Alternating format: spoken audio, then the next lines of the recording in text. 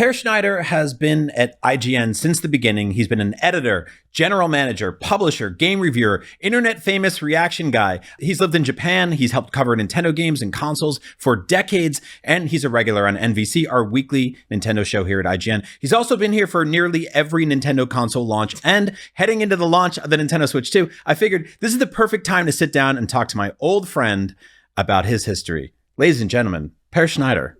Nice to see you, Brian. Good to see you too. In the same space, too. I know. We're in a very formal setting together. So I've known you for, 16 years now? At least. But IGN has been around for, 28 years? Nobody can tell. People can't even tell anymore. No, how did you get started becoming a Nintendo fan? What was the thing that said in your brain, like, this company's making cool stuff, I love them? So funny enough, I wasn't a Nintendo guy originally. I didn't own an NES. So, I was born in 1971. And so the consoles of my generation were, the Atari, VCS. And then in Europe, everything shifted to home computers. So right. Commodore 64 was the one that almost everybody owned. I owned the Atari 600 XL with RAM expansion at 64K of RAM.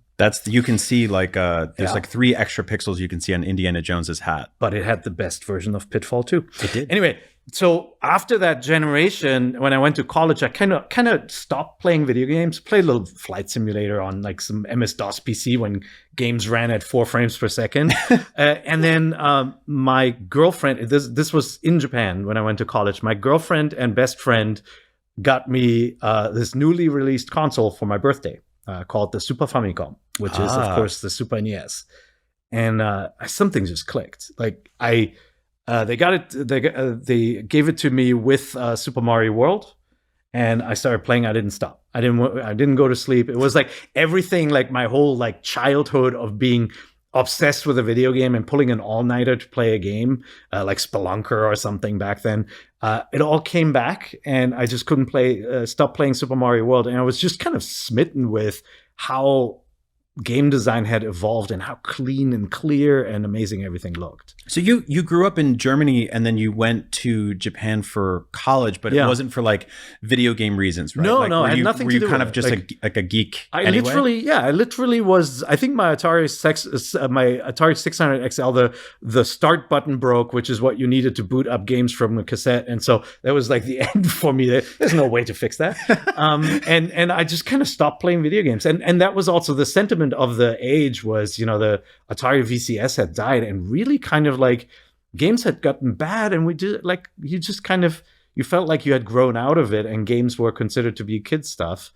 And so it had nothing to do with games. I went to Japan because I had the opportunity to go to college there, and it seemed like a good idea. I knew nothing about Japan, and I always felt like I was born in Germany, grew up there, but I felt like I wasn't going to live there forever. I always had that hunch.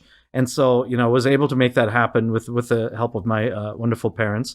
And and then studied in Japan for a couple of years and met my wife there and all of that, my then girlfriend, who got me back into Nintendo. So she gets you the Super Famicom, aka the Super NES in America, and you get Mario World, and all of a sudden you're like, oh, this is something. This is something special. That game just clicked. I mean, it's hard to. So many games have borrowed from Super Mario World, right? And by the way, I did not have the context of Super Mario Brothers 3 or the original. I had seen at somebody's house before that. Actually, I played NES. I'm like, yeah, this is fun and it looks good. But this was the first time I kind of owned it again and engaged with it, and then didn't go to sleep. And then, games have borrowed from Super Mario World, but I was just smitten with the concept of the usage of items and keys to unlock new things, the switches you hit, and how the world changes, and discovering a second exit from a ghost house for the first time and going oh, that's how the map works, right? Yeah. That was it was kind of this epiphany that they're game designers who had just gotten so damn smart. And so the first thing I did, of course, I went on the train, went to Akihabara, where most of the gaming stores were in Tokyo back then, and there a lot of them are still there. And I just kind of bought games by covers. I didn't do the research, as was the style of the time. Yeah, And so I ended up with a couple of games like Final Fantasy IV, and later on, I'd buy Chrono Trigger, and I stood in line for the launches for FF5 and FF6 after that because I got sucked into it hardcore. And I played lots of games. When I walked into the LA office yesterday, I saw a copy of like the Dragon Ball game for Super NES.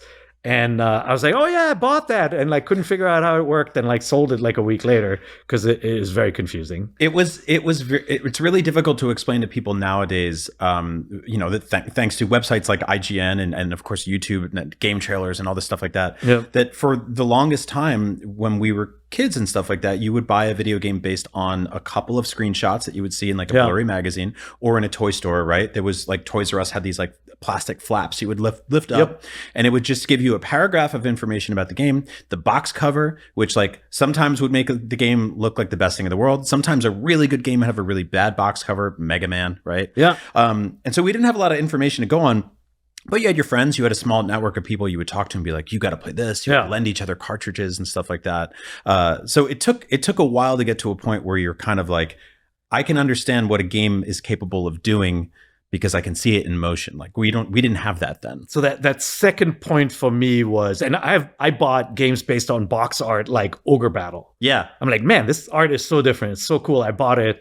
Completely hooked, loved that game, and then played every game in the series since. But the big change in how I engaged with video games was I saw this game cartridge.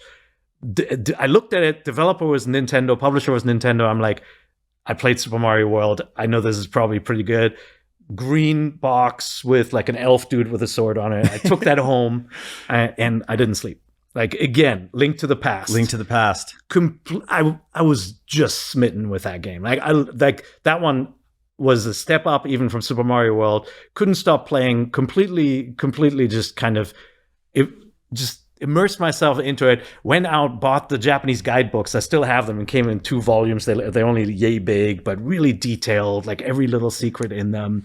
Loved how they wrote the guidebook. And then I started becoming interested in the whole like concept of like, the business behind it. I bought Famitsu magazine, which is a Japanese weekly video game magazine, biggest video game magazine in the world. Right. Bought that, Dengeki, all these Japanese magazines, just kind of bought them every week or every month when they came out.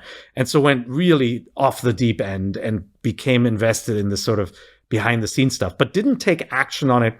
The internet didn't exist, Brian, right? So I didn't have an outlet for my love for the behind the scenes and the development side. It was just kind of, sharing it with my wife, who couldn't give a crap about it, right? Mm-hmm. Like wasn't into it, just kind of humored me on it.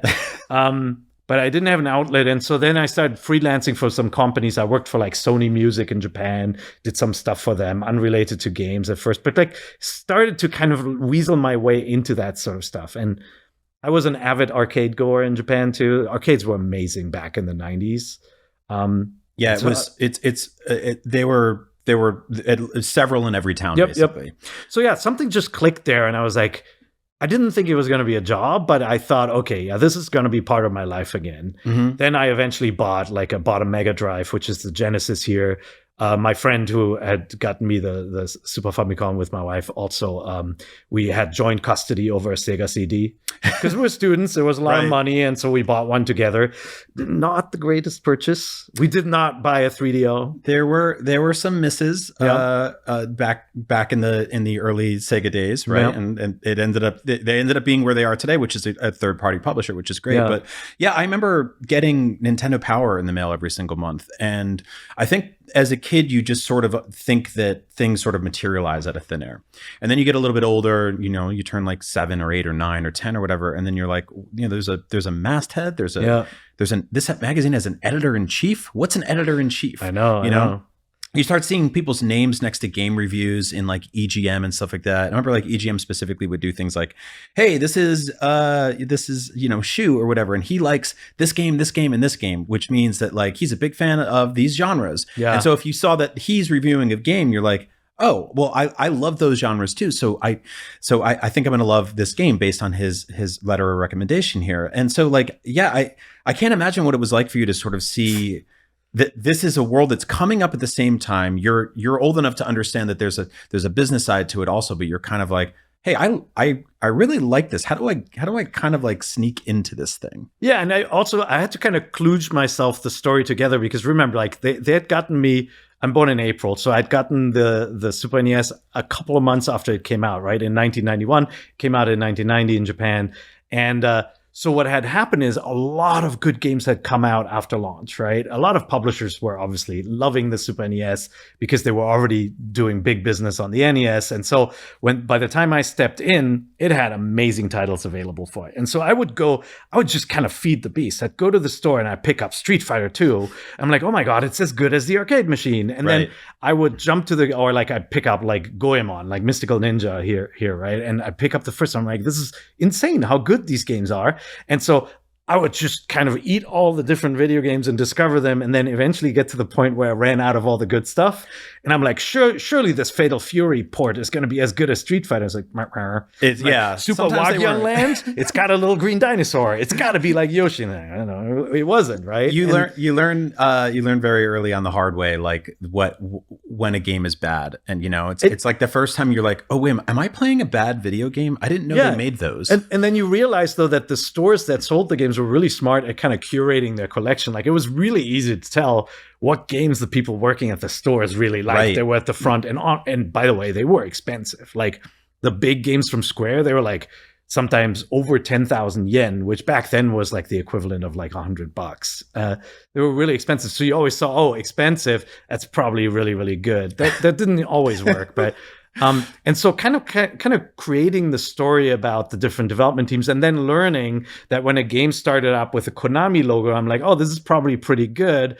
And you play something like, what is it? I forget what it's called in English, but Buster Bust Loose, the Looney Tunes game, right? Like that one, I'm like, this is really good on Super NES, but not good like the Genesis equivalent isn't. And then you start learning, oh, it's not the same developer, right? There's a Treasure, and then there's a different team. There's a Konami Osaka, and there's a Kobe, and they're not as good, right? And so I learned about it just kind of by playing the games. And that set the groundwork for a lot of like the early days of console wars, because people would be like, you're playing Mortal Kombat on Super Nintendo, like things like that. Like I remember going to I went to the launch party for Mortal Kombat 2, and I was a kid, and it was at an arcade where we all had been playing Mortal Kombat 2 forever, right? But they were like, it's coming to consoles, and we're going to do a party at the local arcade. And I went to this place called Sports World in New Jersey, which is, I think, now a furniture store, which is a very funny thing because, now we play video games on couches and not standing up at arcades. Yep. And we were like, it's the power of the arcade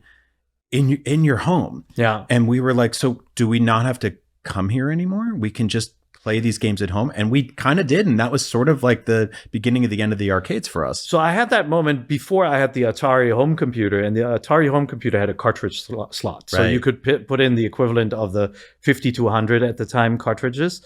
And so I had Dig Dug, which was a pretty damn good conversion of the arcade game. And I had Donkey Kong.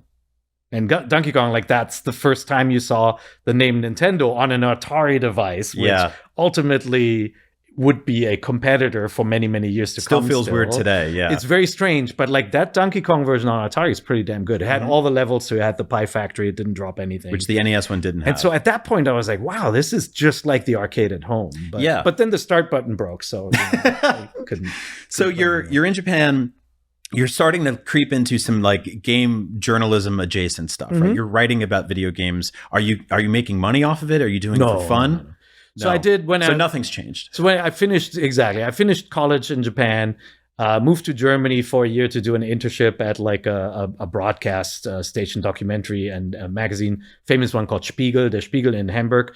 Did an internship there. I wanted to go into like the journalism realm, but I was still thinking like documentary series stuff. I worked on a documentary about the Ebola virus, the Reston virus, actually like a nastier version of it. Wow. That could be transmitted over the air, but like mostly kind of like intern stuff. So I wasn't in the field. I was like viewing and logging and assembling and all that sort of stuff. And like became exposed to the sort of like journalism, video editing side of things. Really liked it.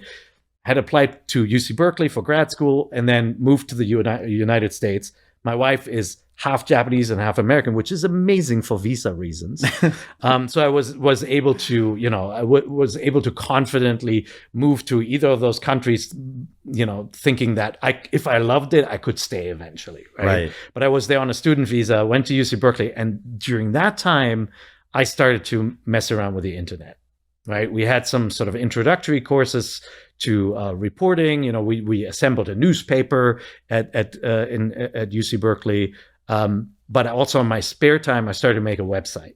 And so because I really, really loved Nintendo games, and because it felt like it was an easy topic to cover, because there was a lot of content in Japan that was not seen in the West. And obviously I had learned some Japanese in Japan, right? Mm-hmm. I was thinking it could be really cool to take some of the content from Famitsu and localize it, translate quotes from it and report on what was going on in the Japanese game scene. And so I was like, what do I call this thing? I'll call it Nintendojo. Nintendojo. So, I get the Japanese name pun on dojo, fighting arena. Mm-hmm. And so I made that website running on an AOL server at the time. I did a bunch of Photoshop work back then. And so I made different splash cover pages, like a magazine. Sure. That people thought were really, really pretty.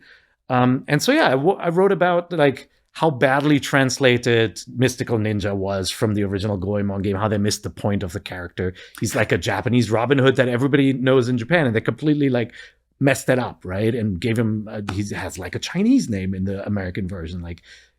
We should make people smarter, not dumber. But you were making that article didn't exist on the internet. That's a thing that didn't exist, period, until you were I gotta write about this. And I'm sure there were other people who were upset at the translation who knew something. And they're I have an outlet for this, finally. And so I was kind of creating only content for myself. Right. There weren't that many people who cared about it. But I also talked about, the N64 had been announced and all of that. And oh my God, there's going to be another F-Zero. I loved F-Zero on the Super NES. And what is that going to be like? And what will Link to the Past be like in 3D and Mario and all of that stuff? So it was really the right time because the industry was at a point of change.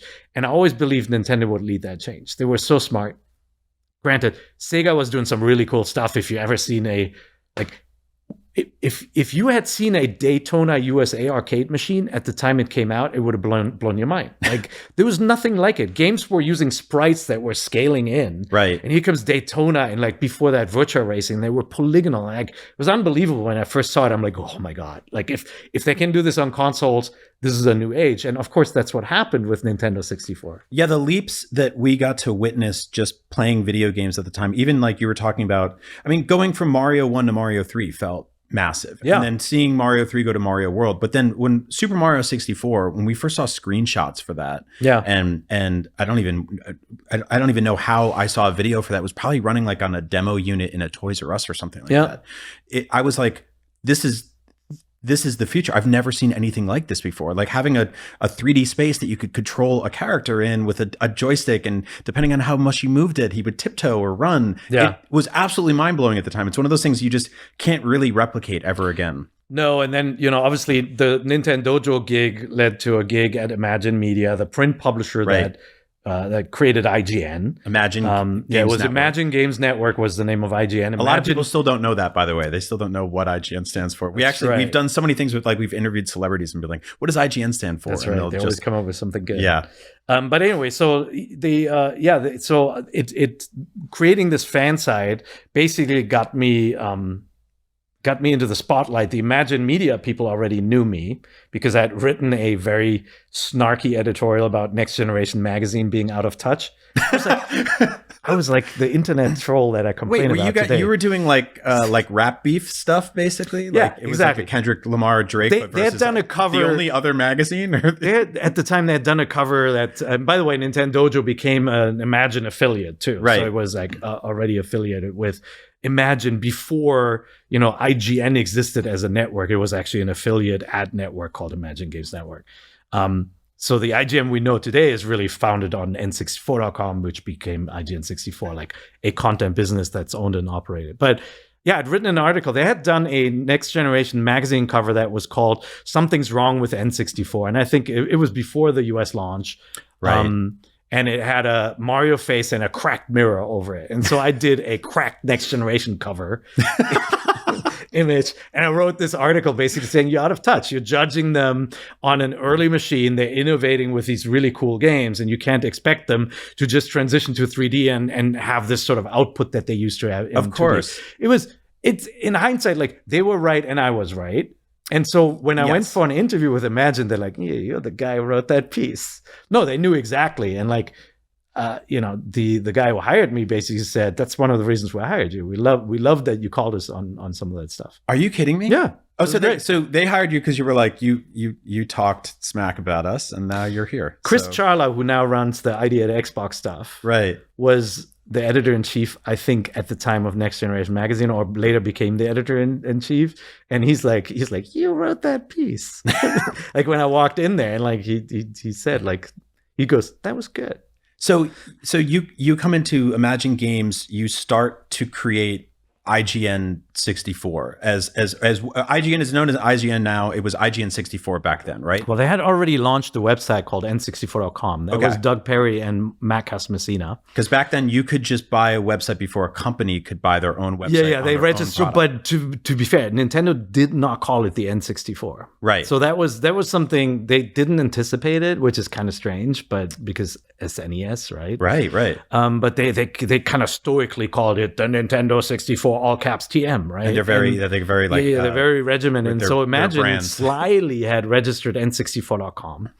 And so they ran that website, but this sort of the Imagine Games network was still an ad network of all these different websites, including Next Generation Magazine's online entity and all of that. And so I joined, and then we would pivot it to IGN 64 for two reasons. One was Nintendo said, hey.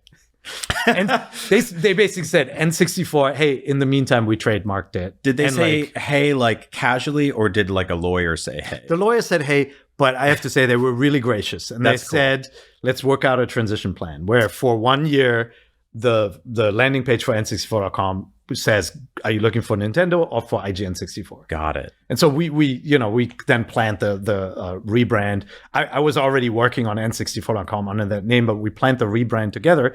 And then the next step was to create IGN.com as an actual destination. That didn't exist. Right. There was no IGN.com homepage the way there is today. There was Saturn World, there was PSX Power, there was N64.com. And so then we created this combination of everything. And then we spun out that whole shebang as its own company. And so I'm a founder of, in 1999, we created IGN Entertainment, which is that same company that runs IGN today. Right. But it also runs Eurogamer and Map Genie and, Digital Foundry is part owned. Yeah. When you say we in that era, like how many people was that? How many people were like on this staff? Because you were doing news, previews, reviews, like all sorts of video game coverage. It's tiny, right? Like, so the number of editors on something like N64.com back then was 2. It was like Matt and me. Right, Matt. And then Saturn World was like Craig Harris and Randy Nelson. And then there were always like 2 per console per outlet. There was also Ultra Game Players online, there UGP online.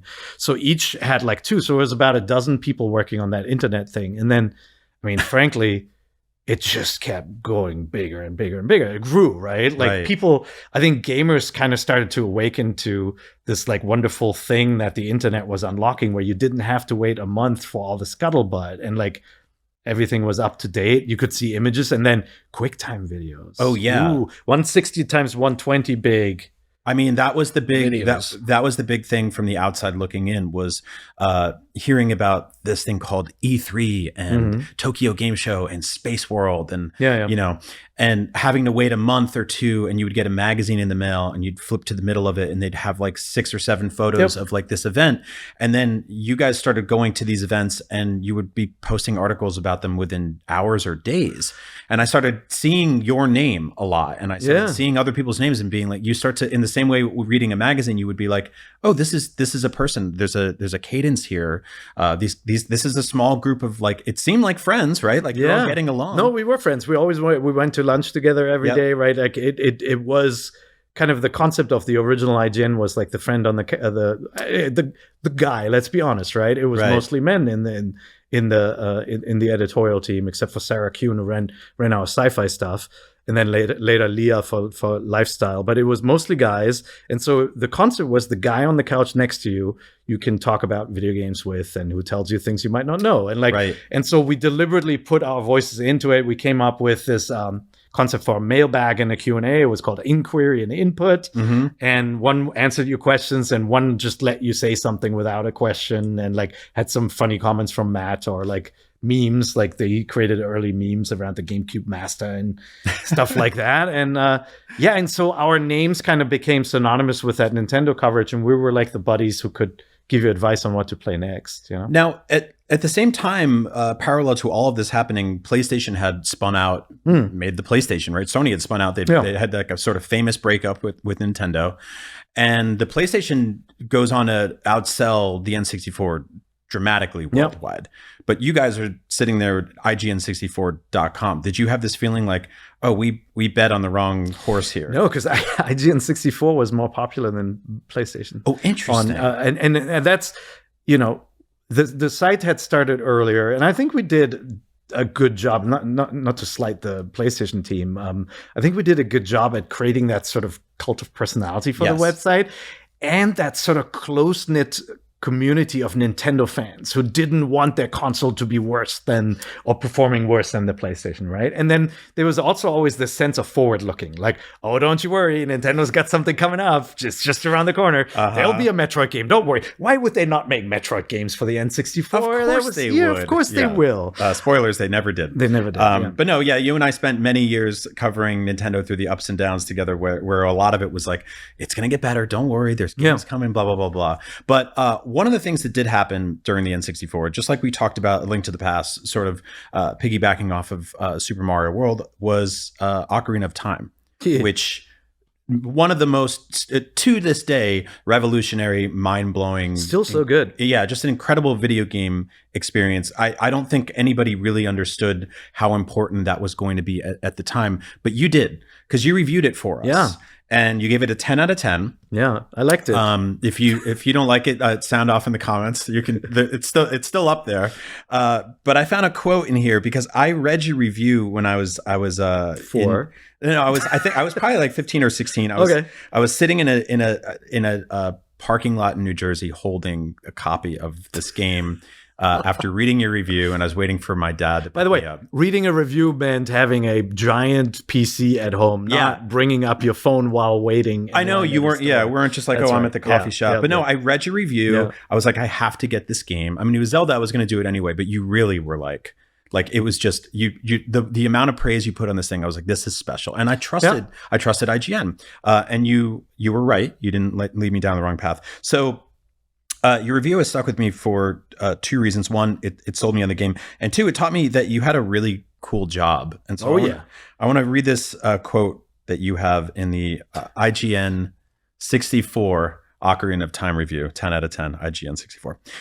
When the final version of Zelda 64 arrived in the IGN 64 offices, we stopped working, locked ourselves into a room with a big screen TV, which I don't even know how big that was at the time. It was very deep. Yeah, it had the big back, and surround sound system, and played 17 hours straight.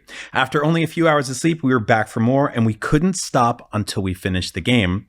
Then we started over again to find all the secrets. Yeah. What was that review process like? The final version of Zelda 64, did you have preview events you went to, early versions of this game you played? Oh man, sweet child. The world was so different. There's a GameCube on the desk here that gives you a hint at what the world was like. Right. It has a padlock on it. A literal master lock, yeah. That playing that version meant that there was a Nintendo guy sleeping on the couch next to us. Really? So somebody from Nintendo of America would come to the office with one of those. I've seen them. I remember seeing them floating around. A suitcase with a giant padlock on it. Yeah. And there were these long N64 carts, right? Those are the EEPROMs. The in development carts are bigger. Yeah, right. And so that was an early build, and you would play a couple of hours of it. The guy would watch you to make sure you didn't steal it, or...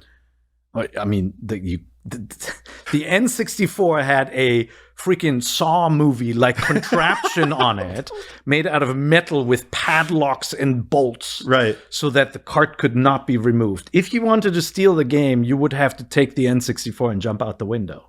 But yeah, that's obviously we didn't want to steal it. Of course not. Well, yeah. But yeah, no, you had this poor guy from the Mario Club, the treehouse there, and he basically had to hang out as long as we wanted to play it, and then he could go to his hotel room and come back the next day. But I forget who it was who came along. Like some of the folks that we met early on are actually still around, and and names that you would recognize, like Nate Bildorf or someone. Right, like that. right. So you're and playing so this we game made for that poor 17 guy hours sleep on the straight, couch. and Yeah, he's he slept sleeping in on our demo room. He probably hated us, but he was very gracious about it. We said, "Look, if you need to go, we understand, but we don't want to stop playing. Is that okay?" Right.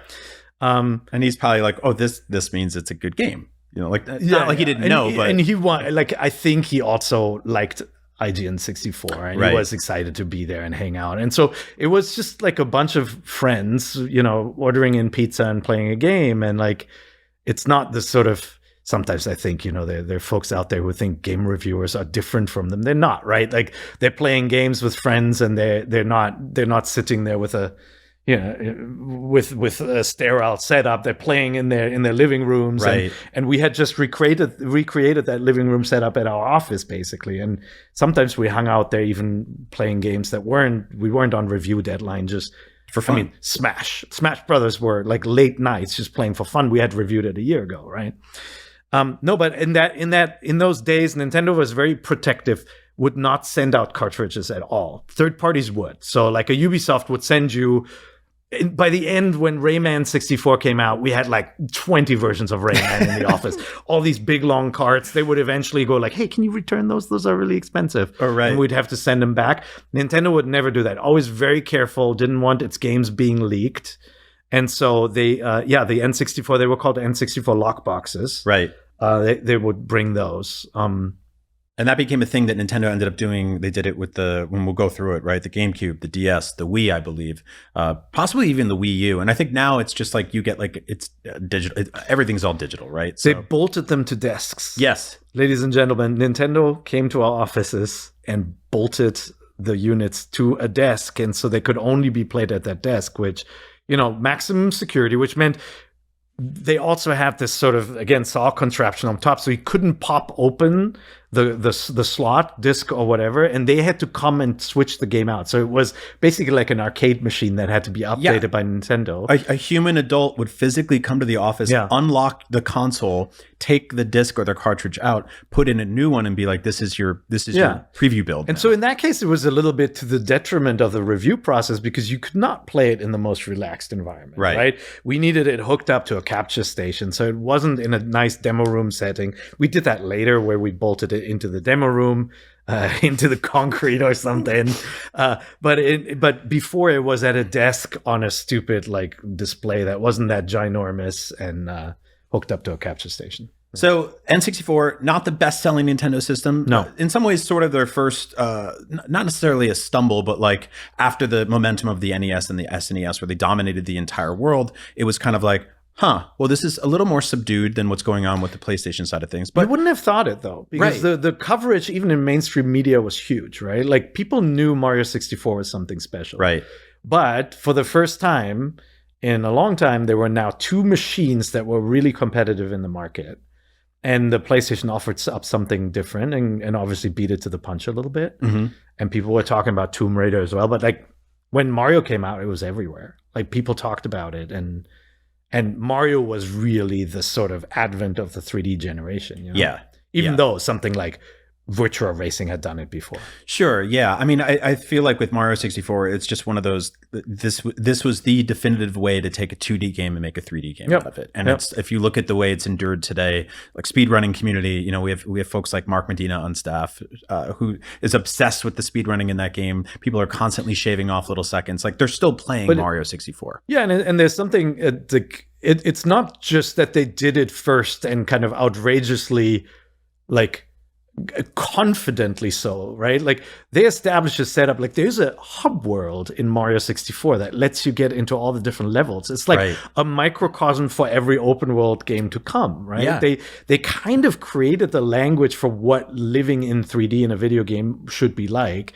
But it's also, there's something about the game feel. The way it feels, the way Mario runs, the way Mario jumps into a tree, the way Mario climbs into a tree and does a handstand, not just like bumping into the ceiling on the tree. Like all of those things they thought through, the way he swims, the way, you know, he bumps into a wall and gets knocked back, the way he opens a door, it all feels right. There's no timer in most of it. So you just let you mess around. Yeah, you have a playground. Like even the courtyard, hopping out at the beginning of the game and just being like, they're not counting me down. I don't have to run to the flagpole or whatever.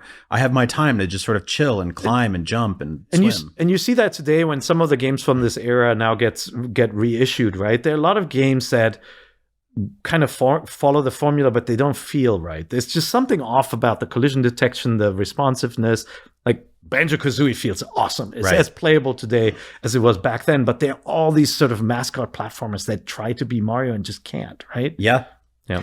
So you were obsessed with the Super Nintendo living in Japan. The 16-bit era sort of boomerangs back to Nintendo in 2001 when the Game Boy Advance launches. Yeah. You're still at IGN. Now it's IGN just properly, right? Yeah, we had launched IGN Pocket. Oh, that's right. So handheld games were kind of not covered by gaming magazines very often. You know, like maybe a Pokemon or something would be covered. But like generally, everybody was focused on consoles. Yeah, I mean, except for PC gamers. You guys had been covering the Game Boy Color, Wonder Swan, Neo Geo Pocket, with Color, a bunch of like strange. We thought Wonder Swan would come out to the US, and it just didn't, right? Yeah, with that name, how weird. I know, right? It seems like it would be such a hit. To play a Wonder Swan? Mom, can I get a Wonder Swan?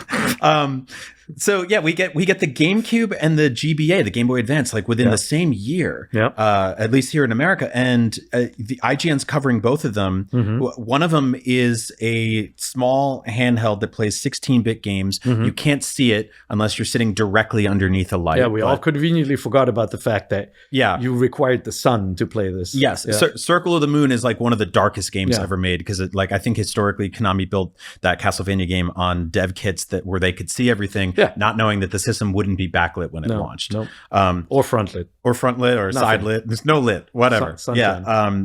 And then Kojima was smart. He made Boktai, basically saying you got to play it in the sun. Yeah, you have to go outside. And then meantime, in the meantime, there's the GameCube, right? Which is one of those things. Immediately, we have such nostalgia for the GBA and the GameCube, but it's hard to explain to people that at the time, a major console manufacturer. Because at this point, now they're competing against PlayStation 2 and the Xbox, right? A major console manufacturer comes out and goes, this is our new system. It's a little purple purse. It has a little handle on it, and it plays little discs. And by then we had we had CD players and stuff like that. Everybody knew what a CD was shaped like. And Nintendo goes, not us. We're going to do these funny, tiny little circles, but we're going to put some of the best games of all time on it. But not really at launch, right? The flagship title for the GameCube launch was Luigi's Mansion. A game about Mario's brother who is now terrified, can't jump, and he's got a vacuum cleaner. You're covering if you put it that way, If you put it that way, sold. Oh, and you can beat the thing in like 5 hours. You're covering this launch. What was your feeling in the press at the time? What was it like being like, I'm a Nintendo fan, the GameCube's here, what are we supposed to do with this thing? So that era of launch is a little weird because everything was still very Japan centric, right? And so they would launch first in Japan. So by the time the machines rolled around for US launch, we already all owned one. Right, the GBA was not region locked either, so we all had an import Game Boy Advance and we're already playing it, and so we weren't approaching the launch with that same sort of excitement of discovery because we already had access to it. And the GameCube also came out. Were you flying to Japan and just buying these things early? No, there was buying local, them online. IGN was headquartered in Brisbane, California, which is south of San Francisco. Now we're headquartered in LA. Yeah, and there was an import shop for some odd reason in that tiny little town. Really? That town has like, it's like two And sandwich stores and like a church. And and we were the biggest customer for sure because course. they were super fast. They would get in stuff so fast from Japan, and like we'd encourage them obviously, and that's so and cool. pay for it.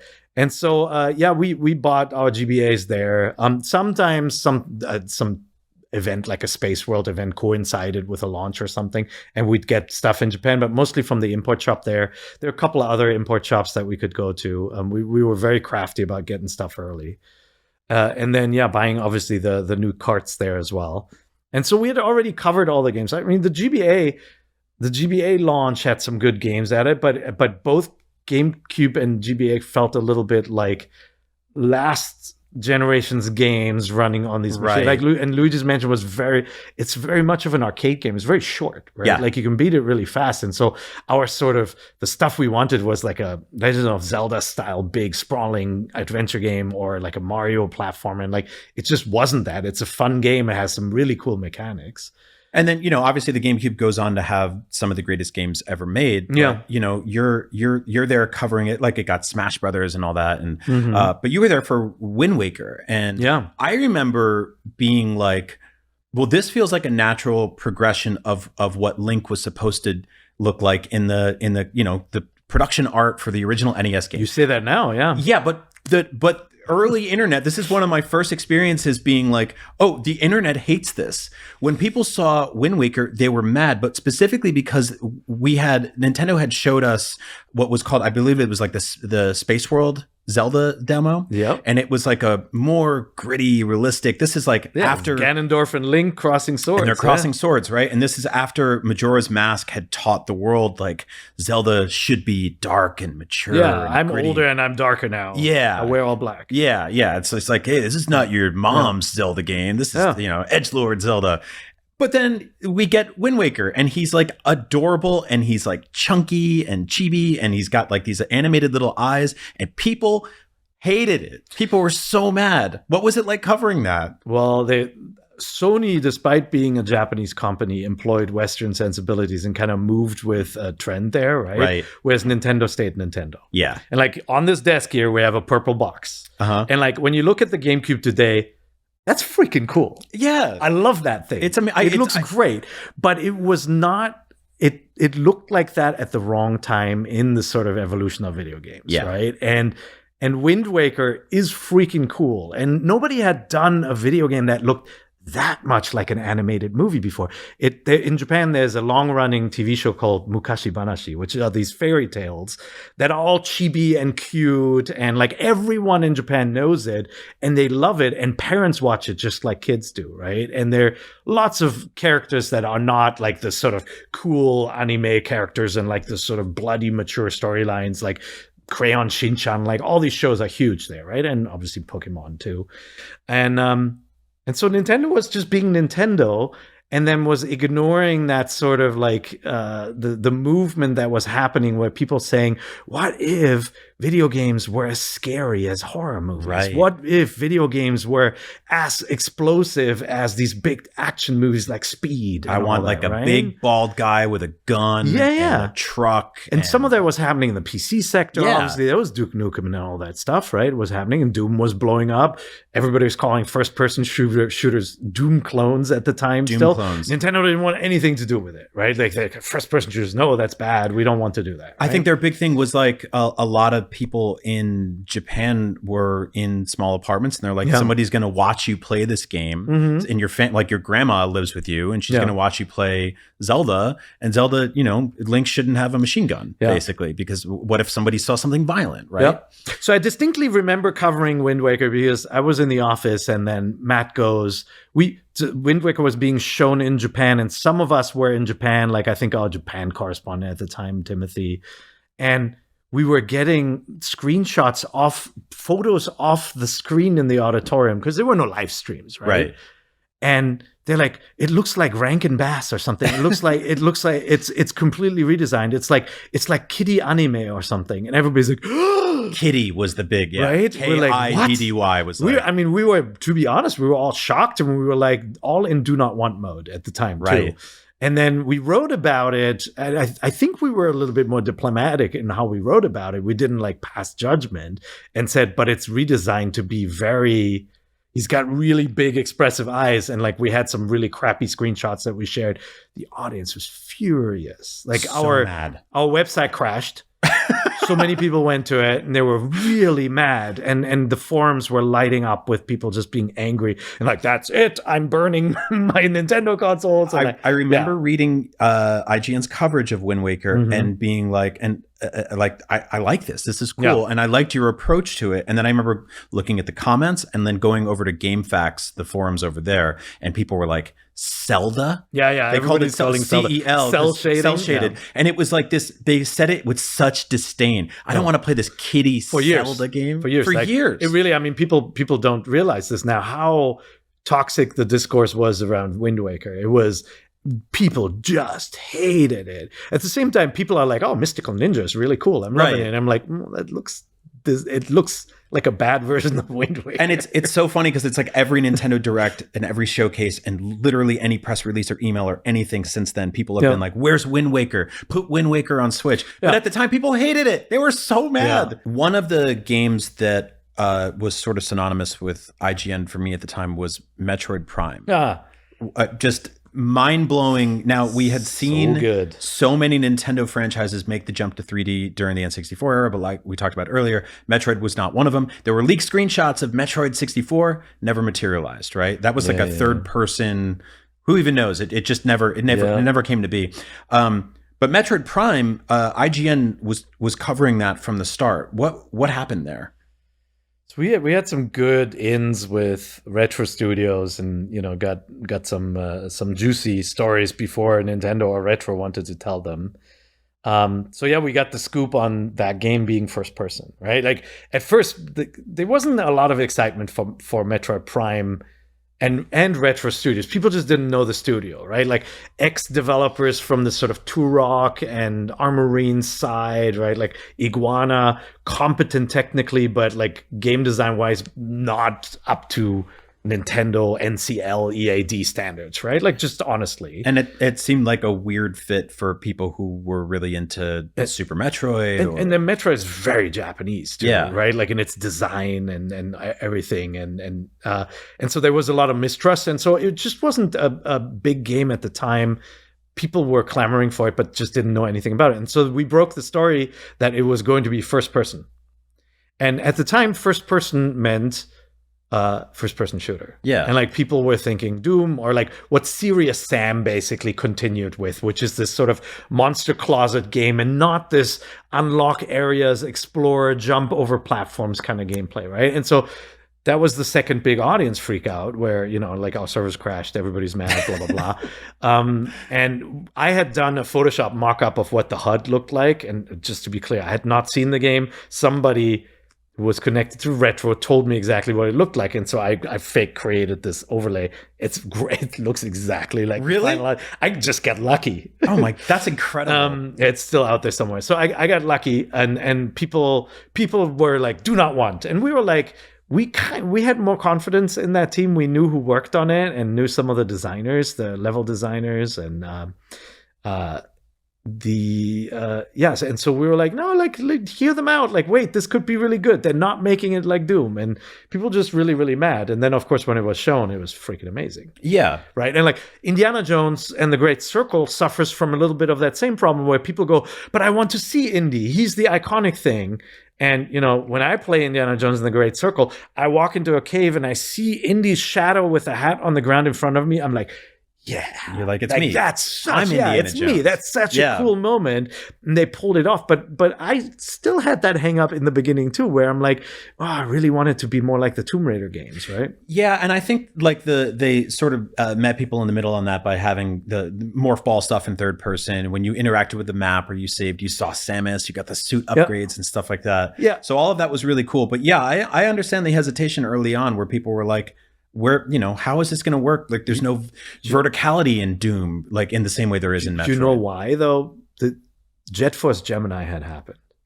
And Jet Force Gemini, there are people out there who really like it. Right. And you can play it right now on Nintendo Switch Online.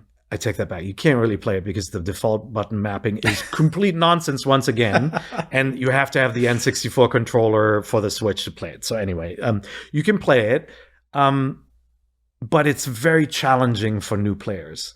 The sort of controlling a third-person characters and at the same time controlling something that wants to be a first-person shooter with a reticule, free-floating, and platforming, and item usage and all that, it's a lot. And we don't, as people who play a lot of video games, we sometimes don't get that, right? Right. And so what Metroid Prime did, it made some changes. Obviously, it didn't have a free look camera, and so your stick basically is all the visors you can select, and so the puzzle solving is relegated to the stick rather than the complicated looking around stuff and all that. So Jet Force Gemini had happened. I think Nintendo was genuinely worried about how third-person action games with shooting would play. Zelda was different, right? When you shoot in Zelda, you're going into a first-person perspective with the bow and arrow. Yeah. And so this Metroid was the natural progression because you're always shooting. And so in hindsight, it all makes sense. And I'm glad for it because Metroid Prime really was something special. And by the way, we now got Metroid Dread. And so the old style is still alive too. And the style that's not alive is what, Team Ninja tried. Sure. Which didn't quite work, right? No, it didn't work. So the Nintendo DS gets revealed by Reggie Fils-Aimé pulling out of his jacket pocket at E3. I always thought that was an incredible moment. What was your sort of take on that system at the time? Did you think it was going to be big? So when he pulled it out of his pocket, we weren't sure. It was a funny moment. You got to rewatch it. But we weren't sure what to think because nobody had asked for a second screen on the device. Sure, there was something magical about like seeing an object move from a top screen to a bottom screen. We had only seen it on like multimedia walls where multiple TVs were connected. And so, our minds started racing about the possibilities. Like, you could move the map to the bottom screen, like that sort of stuff, right? And so then the stylus control, then you started to think like, maybe Nintendo could do something really unique with that. But like when we first saw it, we weren't sure. Like, the big hinged silver thing looked very, very clunky, right? And I think our image of the DS has changed over time because it got iterated on so many times. It got more beautiful, more sort of mainstream friendly looking. But when it was first revealed, it was sort of the connective tissue between the eventually really cool, consumer friendly, awesome techie looking devices like the Switch, but also the sort of bygone days of the Pikachu in N64, like the sort of toy. Yeah, it's got this layered look to it. It's the original launch DS was not the one. When people think like, I love the Nintendo DS, they're thinking about the DSi and the DS Lite. So sometimes you see something, and we'll talk about Switch later, you sometimes see something for the first time, you're like, they're going to print money with this. Yeah. I felt like that when we first played Wii. I felt like that when we first touched the Switch.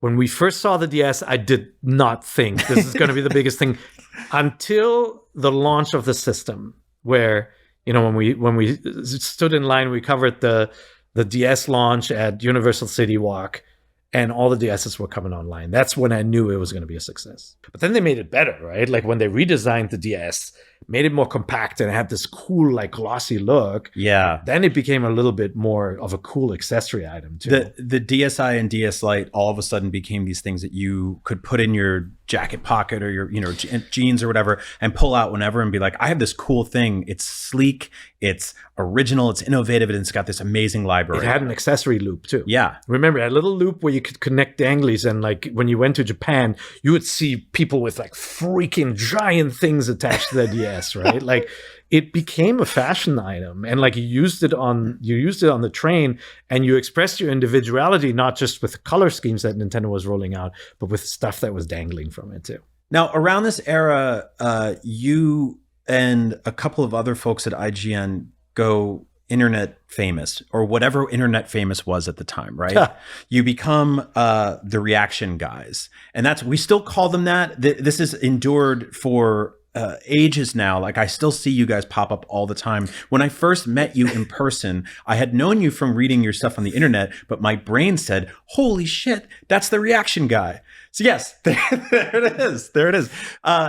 how did this whole thing come to be? What was your reaction to becoming a reaction guy? Well, it's the sort of stuff that creeps up on you don't notice, right? So, yeah, it's two photos. One was Space World, not Space World. Two E3 photos.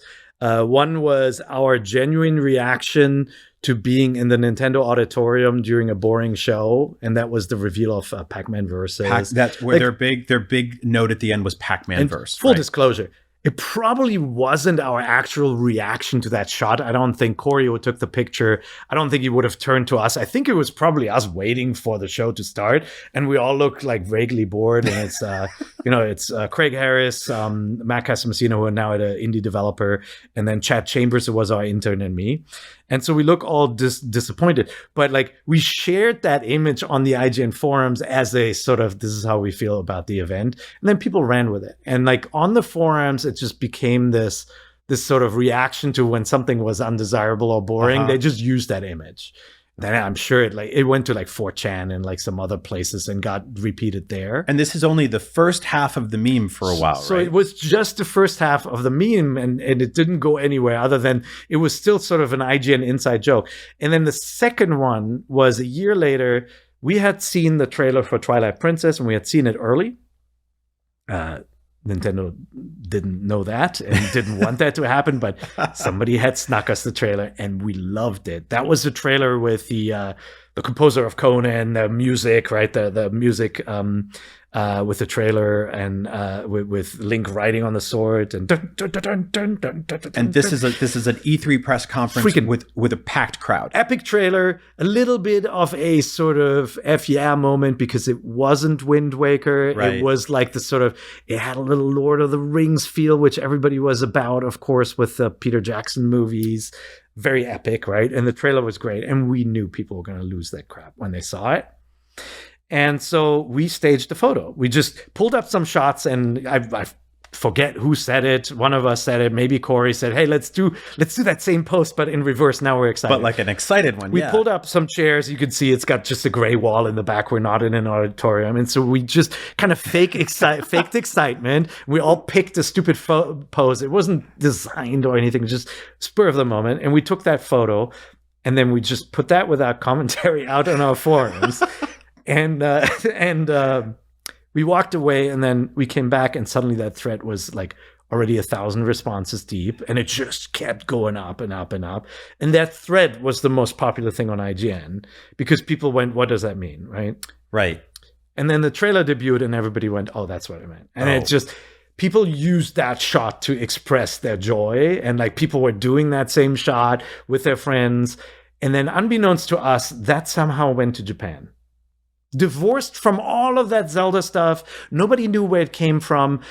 People on Japanese message boards started to use those two pictures. They called it, and they created a meme where they had a picture, then the reaction of sadness, a picture, and then the reaction of excitement. And They called it Gaijin Yonkoma, which means Gaijin is Gaikokujin means foreigner, and Yonkoma means 4 panels, 4 images.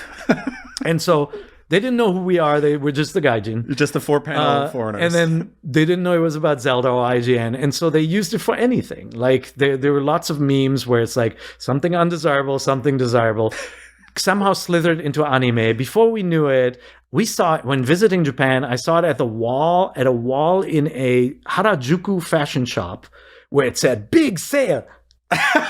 And they had put like black bars over our eyes, and I took a photo of it. You didn't walk in and go, "Hey, that's me, by the way," right? I just laughed.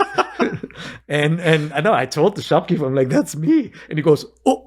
I remember seeing like fan art of it. People did like drawing recreations of it. Well, it was just in a Japanese music video. It was in a Japanese anime. It was an achievement icon in a Japanese video game. It was just recently in a Japanese just last week, yeah. It was in a Japanese music video. Of course.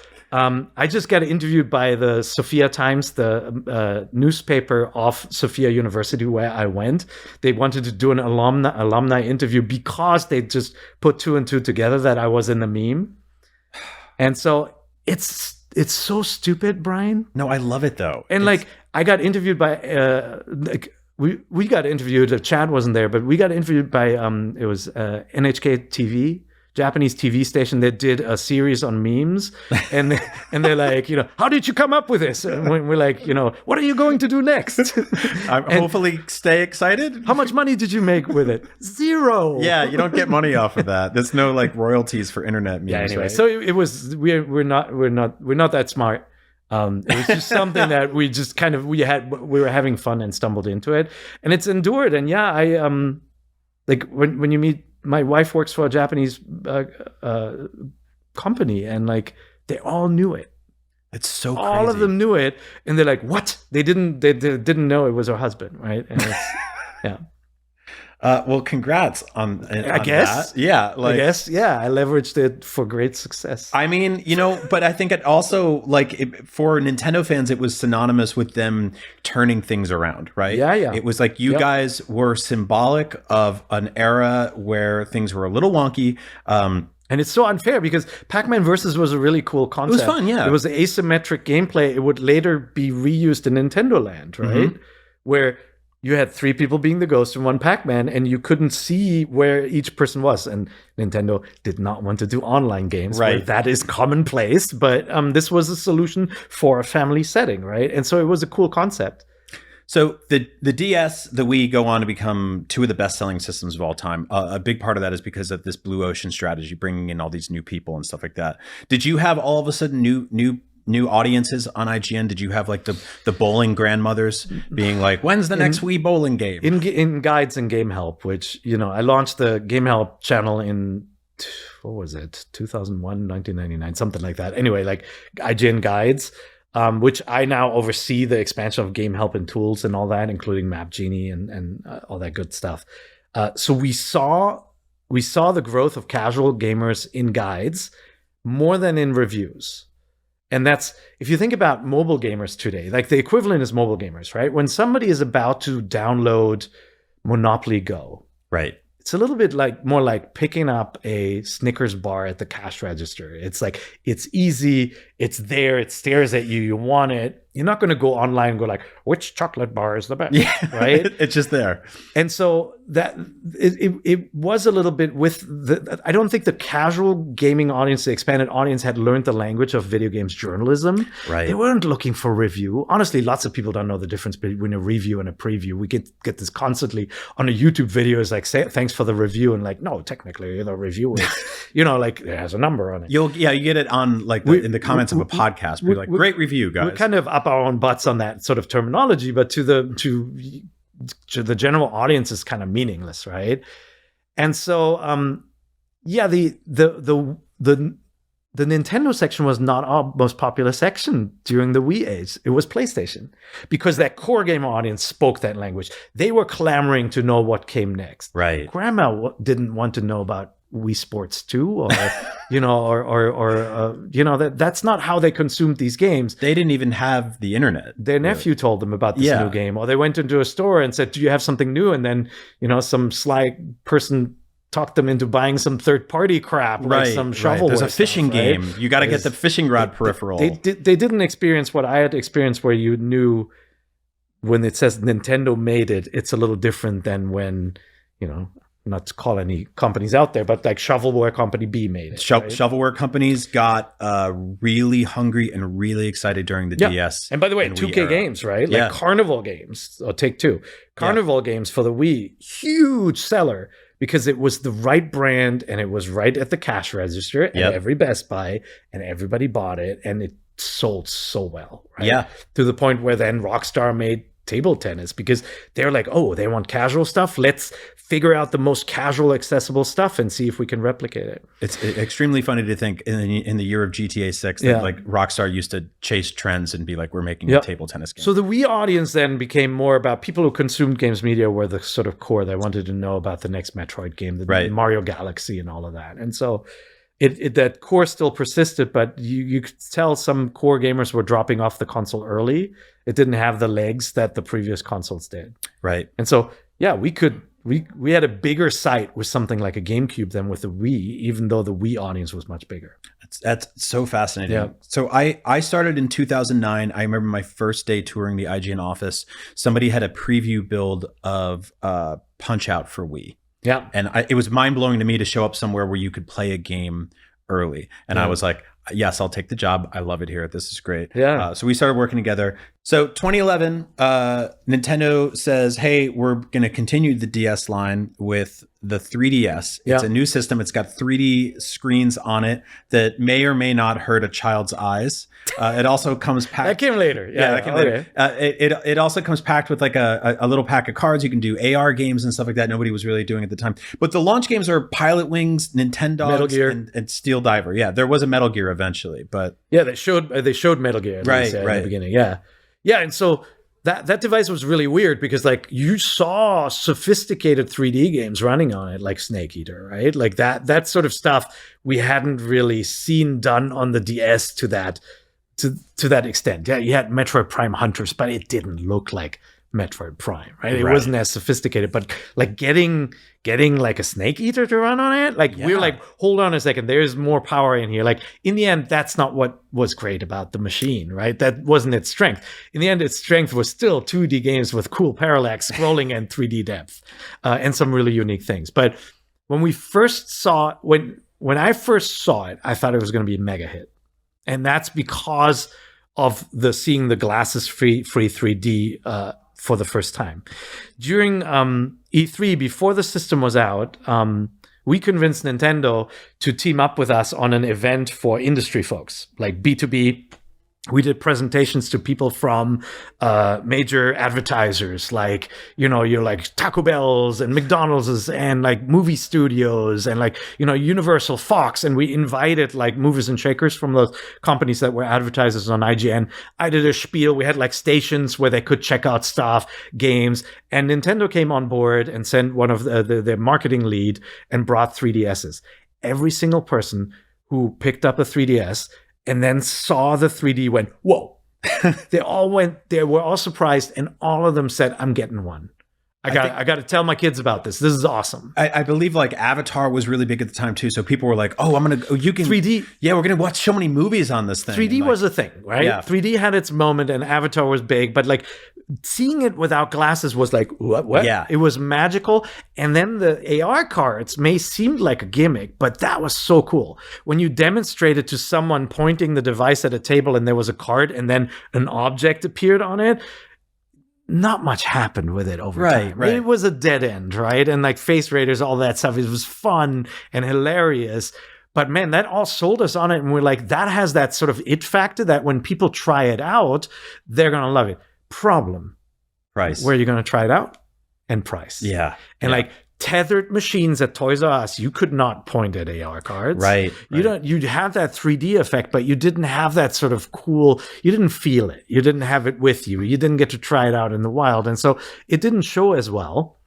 And then the price was too high, right? Yeah, and we didn't know what it was going to cost. I want to say it was like $70 off the price within a couple of months. And then they sent us all, the early adopters got this thing called the Ambassador Certificate. The Apology. Yeah, the Apology pack. The Apology pack, which also came with a couple of like Game Boy Advance and SNES ROMs, which were really amazing cool. games. Yeah, some of the best games ever made. Like Minish Cap is one of them, right? Fantastic game. You got a Fire Emblem in there. Yeah. Some F-Zero's WarioWare. But it was definitely like, okay, we got on the ground floor of this thing. We were here early. Most people aren't here yet, but they'll get here eventually. At that point, I think Nintendo said, "Oh, maybe we made a big mistake." And like that sort of the slowness out of the gates may have hurt them more than we know now. But like they definitely, it was crisis mode for them. And like maybe parents who would have otherwise naturally done the step up to 3DS said, whoa, no, that's too expensive. And like it was no longer in that range of like, it's cheap enough. We're just going to pick it up for the kid for their birthday or something. And like they missed that sort of crucial launch excitement. It slowed down. Then maybe the software didn't come in fast enough. And then deeper into the life cycle, the sort of worries about 3D and kids' eyes came up. Nintendo had dealt with something like that with a Wii as well, right? Like where they had to issue those condoms so people wouldn't throw the controllers into their TVs and break them. What you're referring to these rubber, so there's like silicone cases that they sent out to players to put on their Nintendo Wii remotes because people were just violently throwing them into ceilings and televisions. People hadn't played games like that before. It's like, I mean, it's silly. Like people who play golf they don't have freaking straps and like warning, let's put something rubbery on the end. It's like people just know, right? Yeah, like I assume they're not throwing the golf club across the course either, right? Accidents happen in baseball and all of that, but generally people like know when they have something kinetic. You can't just let go of it. But with video games, it just wasn't a thing, right? Like they didn't take that seriously. And so Nintendo did such a good job pivoting to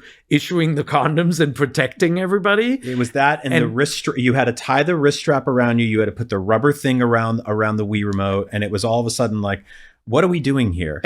And with 3DS though, that pivot wasn't possible. Right. There was no easy fix. The selling point of the thing was you love 3D, you love Avatar in the movies. This thing does 3D on the go. And so they started to kind of not talk about it anymore, right? Yeah. And so then what was the 3DS? It was in its damn name, right? Mm-hmm. And so I think they were really in a pickle. Now, the sort of warnings about 3D and developing eyes, like it didn't become a thing, but I think they were ready for it and they were being proactive, and that led to some strange devices, obviously, that followed. Yes, it did. But a year later, in 2012, this is my first time covering a Nintendo console launch, and it's the Nintendo Wii U. Oh, that one. And you and I are doing NVC together through what we call the Dark Ages, because for a very long time we didn't get a lot of Nintendo news. We didn't get I think Nintendo realized pretty early on, I think we all realized pretty early on,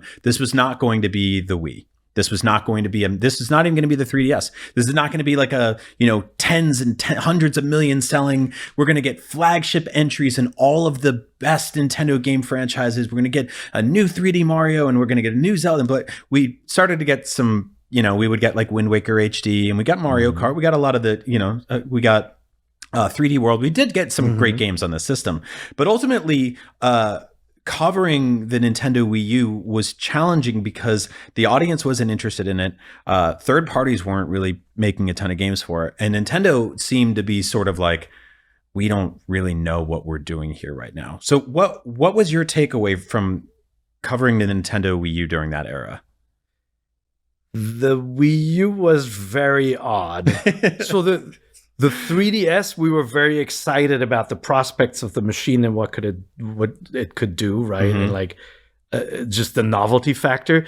The Wii U, and then not so excited about the price, and we thought that could impact it. With Wii U, it was sort of like, well, maybe the price is right, but do people want it? The name certainly wasn't great.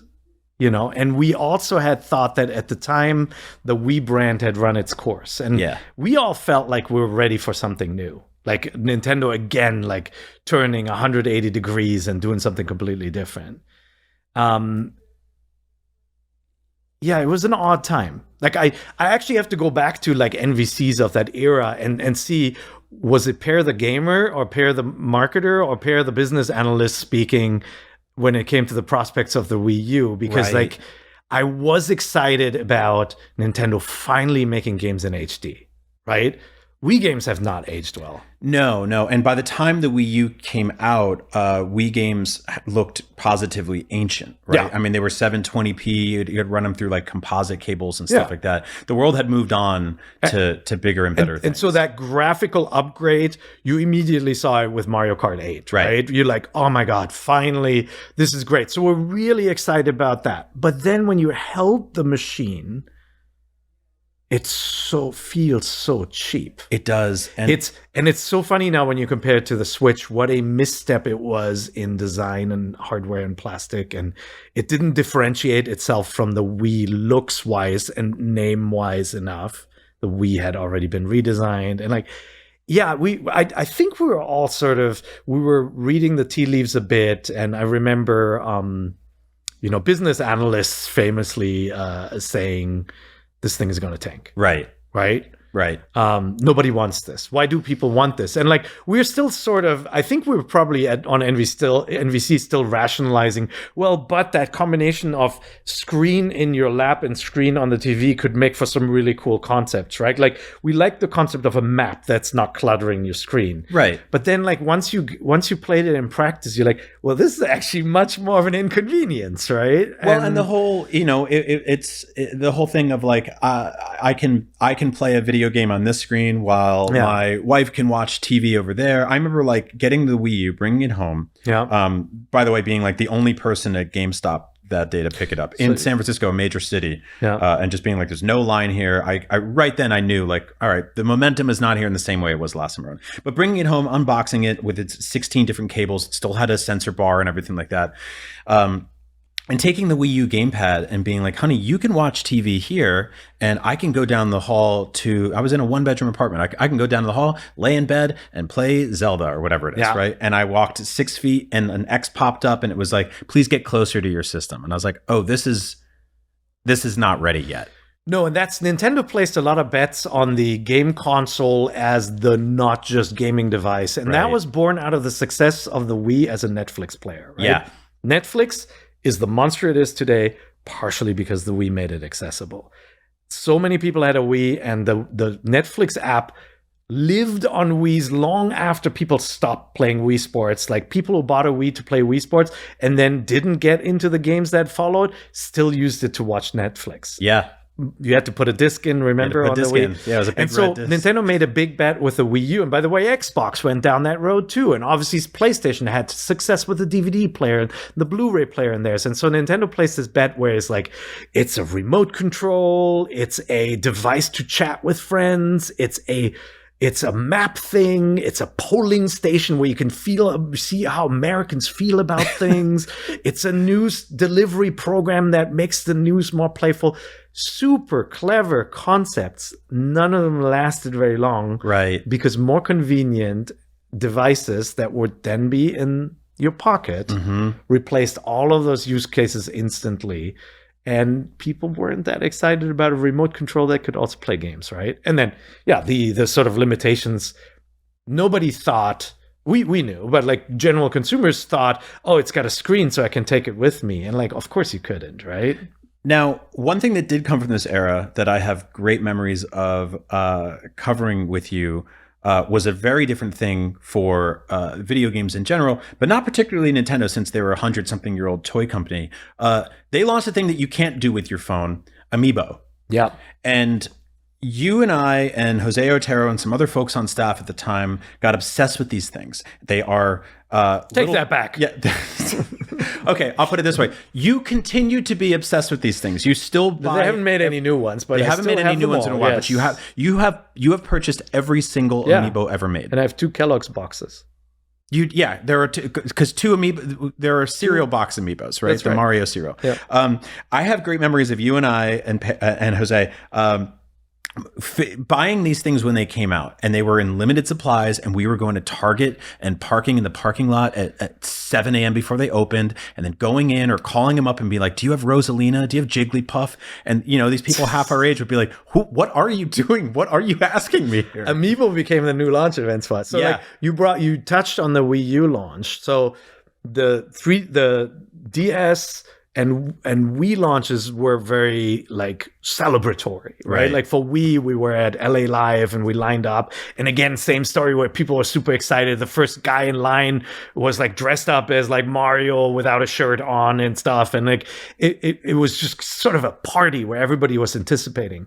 What was the Wii U launch? It was me driving up at a Best Buy and in the evening, and a guy comes out the door and goes, "Oh, are you doing a pickup?" I'm like, "Yeah, what for? Wii U console?" "Oh yeah, let me go." And then he goes away and comes out with it. I'm like, I'm the only guy there. There's no one. Yeah, there's no one. He had to ask, "What are you here for?" Right. And so that was it. That was a different time. And so like some of that came back a little bit with Amiibo, right? Where we're like trying to hunt these things down, and it became a little bit like of a, whether it was virtual or in person, you're like lining up, you're like at a Target when it opens. Yeah. And then the things are not on the shelf. And you're like, do you have them in the box there? What's in that box? They would open it up. I remember like being in the toy aisle with somebody else who was like in their 30s, and we would just kind of look at each other and be like, that's mine. I'm getting that one. I'm getting that Rosalina. Hilarious, yeah. Yeah, it was ridiculous. A thing that happened during that era that has always stuck with me is Jose Otero and I got invited by Nintendo of America to go to their Redwood City office, which is now closed. And they said, we're going to show you The Legend of Zelda Wind Waker HD, but more importantly, we're making a gold Nintendo Wii U to go with it, a special edition. And we were like, oh, this Nintendo's back. They're ready to do, they're doing new editions of the Wii U. That means it's going to be successful. Maybe they got more games planned and stuff like that. So we get in a taxi, we go all the way down to this office, and this PR person goes, oh, you just go right in there and we'll do the presentation for you. I'm like, okay, cool. Open up the door, walk in, sit down in these 2 chairs, and the door opens again, and Reggie Fils-Aimé walks in. Okay. So Reggie sits down on the opposite side of a huge desk, and it's just me in one chair, Jose in another chair, and then Reggie there. And Reggie goes immediately into his like E3 salesman, big boisterous, like he's doing a presentation for a sold out crowd. But by then Nintendo Directs were like digital things, right? We did no more E3 showcases, but he gave us all of the pomp of a big E3 presentation, but it's just two people sitting there. So he shows us the gold Wii U. We're like, oh, we can't wait. It's awesome. It's got the little, the Hylian crest and stuff on it. And then he goes, but there's one more thing where Nintendo is revealing tomorrow that I can show you today. And he pulls from behind his desk the Nintendo 2DS. And we're just immediatly like, no way, this is not real. This is not real. And so he goes, yeah, it's a 2D Nintendo DS. Nintendo 3DS. It doesn't do 3D. It's shaped like a doorstop. And he goes, we're revealing it tomorrow. And we go, okay. Good to see you, Reggie. And we get out, we leave, we get in a taxi, we go back to IGN. There's an entire group of people now. The entire editorial pit at IGN is like, so how was it? And we go, you're not going to believe this. Tomorrow Nintendo is revealing something called the Nintendo 2DS, and it's a 3DS, but it doesn't do 3D, and it's called the 2DS, and it's shaped like a doorstop triangle thing, and it's bizarre. And everyone's like, you're bullshitting. They're like, Brian, I know, we thought it was a joke. Yeah, I remember that. We thought it was a joke. You do Up at Noon with Greg Miller, you do comedy stuff and stuff like that. It's a joke. 2DS as a name is just hilarious. So they made Jose and I go into separate corners of the office and draw it, because they didn't believe us. And we both came out with these bad drawings of the 2DS. And everyone was like, yeah, right. You guys made that up in the car ride home. And I was like, I hate this place. You guys suck. Why don't you believe me? The next morning, 2DS gets revealed officially. And we're like, in your face, told you. I do remember we all thought you were full of it. But like, imagine though, so first of all, innovators innovate, but they don't always have a successful product. That's right. That's just the price of innovation, right? For every Wii, Nintendo is going to make a Virtual Boy. Yeah. Right? And actually Nintendo's hit rate is higher than that because they do like a NES micro console and like sell crazy like 2 million copies of it, right? And so but the path that led to the Wii U is, whoa, core gamers are not buying our Wii U. They don't understand that it is a modern Nintendo device. Let's make it look like Zelda. Mm-hmm. And then the second thing is like, ooh, there's some scuttlebutt about 3D not being good for kids' eyes. We have to avoid any sort of liability. Let's make a version that's 2D. What are we going to call it? Right? Yeah. And like 2DS is like a bad joke. The design doesn't help. It is so hideous. I mean, it was like the GBA Micro was a failure, but it was gorgeous. It's right? such a cool looking system. Yeah. But yeah, it was like the 3DS, the 3DS XL, the new 3DS XL, or the new 3DS. It was just the regular, which had swappable faceplates. 2DS, 2DS XL. And I remember just doing the show with you every week and being like, imagine working at like a Best Buy or a GameStop and somebody comes in and they're like, can I have the new 2DS XL? Is that the 3D one?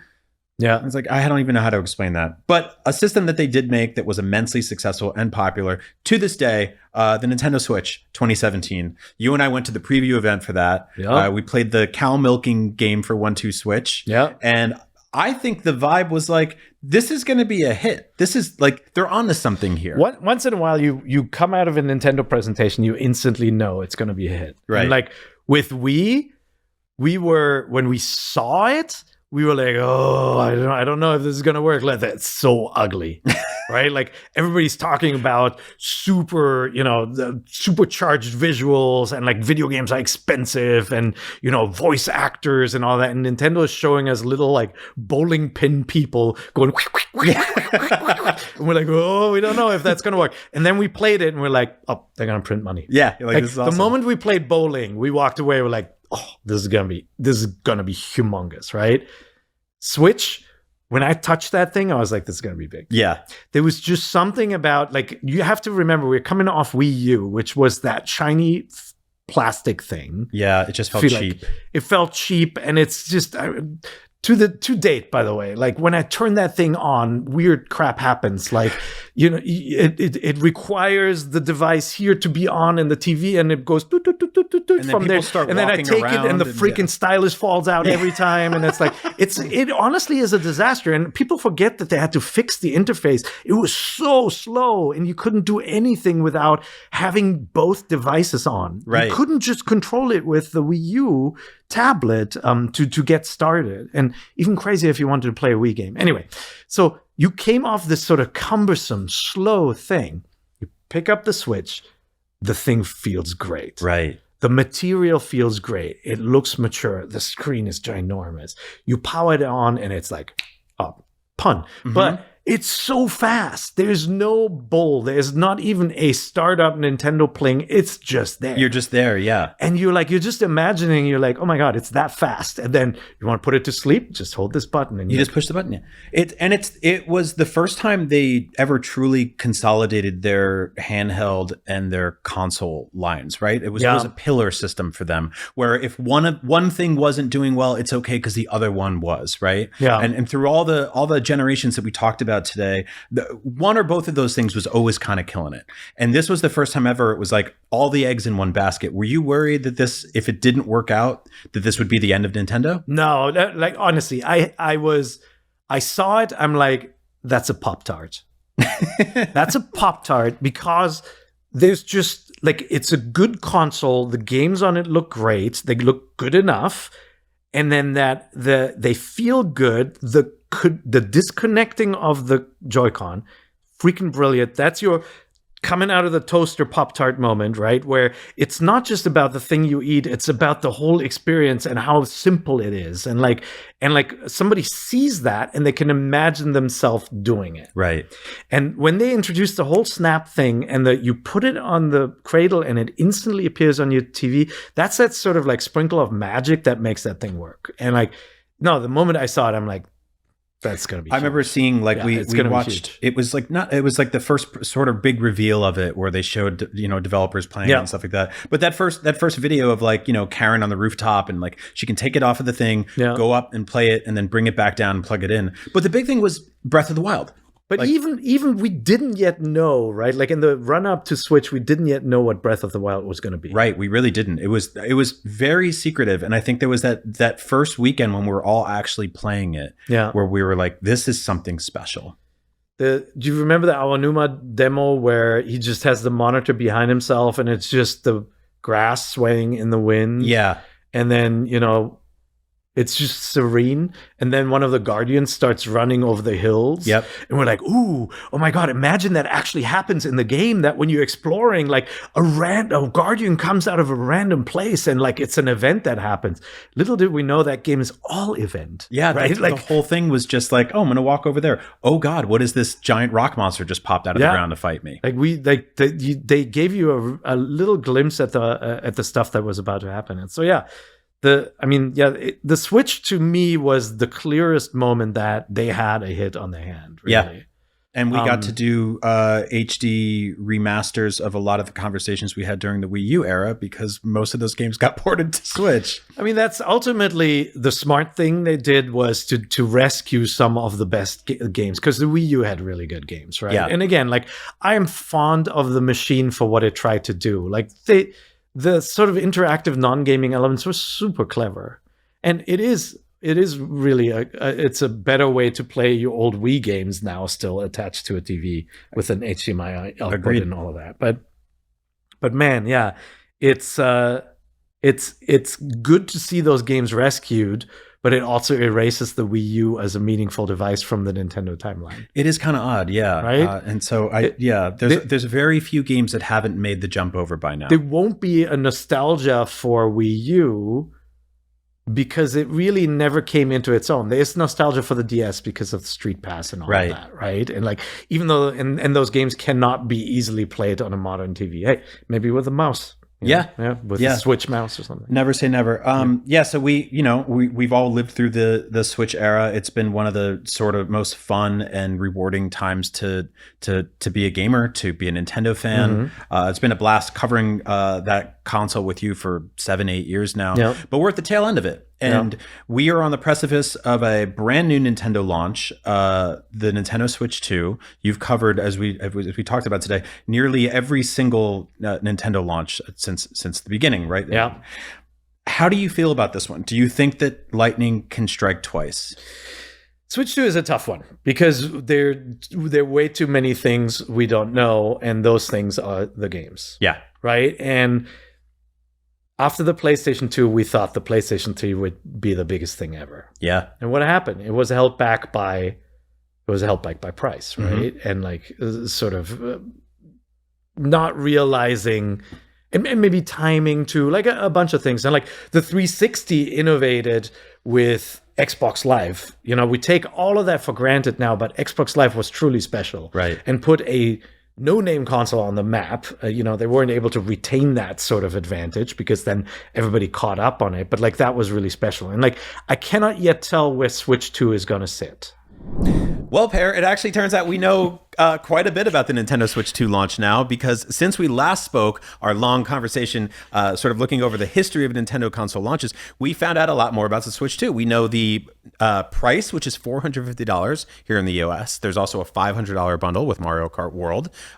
Mario Kart World on its own is $80.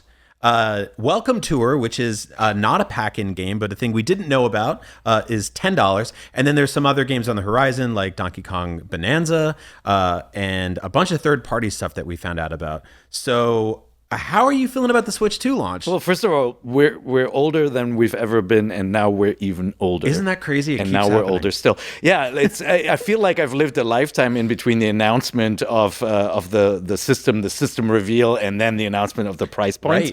Right. Like people were mad. Well, what was fascinating was we got that initial reveal, and then there was a Nintendo Direct that was tied to a preview event that I flew to New York City for to go hands-on with the Switch 2. And then you were in London, and you got to play the Switch 2 as well, which is really cool. And they announced the price, and I remember there were people in the room just sort of like kind of laughing a little bit, and then they started announcing the prices of the upgrades for some of the Switch 1 games with additional content. They're putting new rocks on Kirby and some new mini games in Mario Party. I'm being reductive here, but there's it's taking software that was $60 for a very long time and making it jump up to $70 or $80, and people were like, drop the price. And then a few days, I believe the next day, they were supposed to announce a timing for pre-orders. Yeah. And then all of this sort of tariff uncertainty unrolled. That's right. They paused the pre-orders for a little while here in America, and then they came back and they said, all right, we're going to keep the price for the pre-orders the same, but the accessories are going up a little bit. That's right, yeah. So it's been a roller coaster, right? Yeah. I mean, first of all, we've seen companies play with higher price points in the past and get a lot of pushback. I remember the PlayStation 3 launch, obviously. You remember the Nintendo 3DS too, where literally Nintendo did a apology package later and said, sorry, it was so expensive. Here's some free games, some Super NES games, right? Yeah, I still have that shiny 3D rotating JPEG. Those were awesome. I mean, thank you very much for that. I thought that was great. But that's right. But there've also been times where people have complained about the price, and then the machine flew off the shelves, and it did really, really well. And like, I mean, the Steam Decks, when they were announced, weren't exactly cheap either. And standalone VR headsets weren't cheap. And iPhones and some Android phones were not cheap and sold really well. I think it sometimes boils down to, do people understand the product? Are they ready for an upgrade? Is it time? Right. And then everything else falls into place. And that's how I feel a little bit about the Switch 2. With the Wii U, before the Wii U came out, I think there was some confusion about what this device is and why you need it. And is that actually fun to have a permanent map screen? And do I want to pay extra to have that? And why is it so shiny? Yeah. Right? And we don't have that with the Switch 2. I think people understand what it is. Yeah, it's sort of, it feels like a big leap in tech, but only because the Switch one was kind of outdated tech on day one, right? Yeah. But it was Nintendo, so I wasn't really expecting cutting edge graphics. And on day one we had Breath of the Wild, so I was like, I was very happy. This time around, I feel like the launch feels software wise a little bit more muted, which is a weird thing to say when there's the sequel to Mario Kart 8 Deluxe. One of the three best-selling games of all time, or whatever, the best-selling Switch game. Mario Kart World is going to be massive, and they're bundling it in with the $500 bundle on Switch 2. So that's smart, but it's it doesn't have that Zelda on day one or like a core Mario game, really. Yeah, and some of the most successful consoles in the history of gaming some of them didn't have that big game, right? Yeah. Like Nintendo is lucky in that it has a couple of franchises that core gamers and mainstream gamers are excited about. Namely, like your Mario games and certainly Zelda titles as well. It's got a ginormous game at launch. It's just not the game that like your Mario and Zelda fan will just anticipate more than anything else, right? It's this game where everybody goes, I know what Mario Kart is. Right. I know what to expect. I want to play it. I know I'm going to have a ton of fun with it. But yeah, it is for mainstream gamers, like for people who pick this up as a family console. It doesn't get any bigger than that. No, right? No, that's the biggest, and they're going to put 100-something hours into this, which lessens the pain of this conversation that has spiraled out from this. We knew that Nintendo sort of got to the party late for $70 games with Tears of the Kingdom, but then they were the first ones there for $80 games, and then other companies were just like, "Oh, we can do that." And a few weeks later, Microsoft was like, "Oh, well, yeah, we'll do $80 games. That sounds good. We'll do price hikes on hardware." So things are changing rapidly now, and it's very fascinating to watch. And it's a reality. I mean, like if you go back a couple of GDCs, there were some pretty loaded speeches from Mr. Iwata back in the days about this sort of devaluation of games, right? Will mobile gaming wreak havoc on the console business because gamers are expecting free or $5 games, and how will that impact games? And Nintendo's always been very shrewd at kind of holding the line on price points, not discounting games, but never pricing them top, right? Like they were never the most expensive ones. The exceptions, like everybody forgets that Nintendo 64 games were pretty damn pricey. Yeah, I think I spent like $89 for Mortal Kombat Trilogy on N64. They were $100 games back then, and it's because cartridges were really expensive to make, and they just didn't have enough, and they could charge it, frankly, right? And so now we're at this point where Nintendo's been watching market trends. I think they were very careful with their pricing because they were monitoring what was going on with tariffs very early. They moved manufacturing to Vietnam, for a lot of the units that they are now selling overseas, obviously to protect themselves. Then Vietnam got hit with tariffs as well. And so I think they've been very careful, and they already set the price point high. They want to make money off their hardware. They're not like other companies that take a hit. Yeah. And by the way, now other companies like Microsoft also don't want to take a hit. Yeah. They raise their price, and then everybody's going to watch what happens with tariffs, and they might actually raise prices more. Right? I know it's been crazy to think that when you buy a console on day one now, it could be the cheapest it is for a while. Yep. And that wasn't true in the past. In the past, we've always seen console prices come down over time, or hardware gets iterated on, a smaller, slimmer version gets released, right? Like a cheaper entry-level remodel, basically. But the thing I find really interesting about Nintendo is that Nintendo has created... whenever their next gen console comes out, it really is last gen hardware. And I don't mean this disparagingly. There are other things going for them, right? Namely the games that everybody wants to play, or sometimes the sort of HDI, the interface with the Wii remote motion controls, or the touch screen and the stylus. Like they made you look at their machines and go, oh, that's different. I get it. It's okay. It's not as powerful. And so the Wii U was more like a last gen version. It wasn't a step up, right? And the Wii was more like the consoles before it. And the Switch 2 is ostensibly a PlayStation 4. Yeah. And to some people that doesn't sound impressive, but when you hold a PlayStation 4 and then you pick up a Switch and you realize what they crammed into this device, and the fact that it doesn't burst into flames, and it runs games impressively so. I mean, like some games look PS4 level. Like I was not very impressed with Hogwarts Legacy, I gotta say, running on the Switch 2.